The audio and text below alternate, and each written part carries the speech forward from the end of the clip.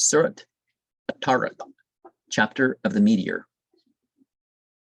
In the name of Allah, the Merciful, the Compassionate, by the heaven and the meteor, what is, let thee know what the meteor is.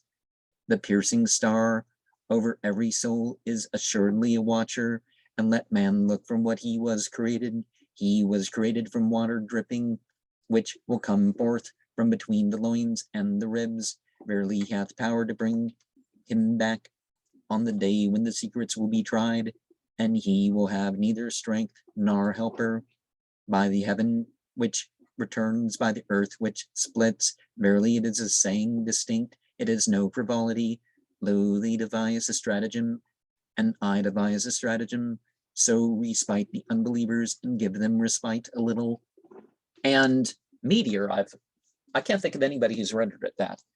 And the word actually means traveler, coming by night, the piercing, So the translator says in the comment that that's not, that it doesn't actually say that it's a meteor or a comet or anything like that. But it is a neutron star. It knocks, could be a neutron star. The gamma rays giving forth, again, stuff that addresses multiple truths at the same time. But interesting, a star that actually knocks. Until they heard the neutron star, they didn't know there was such a thing.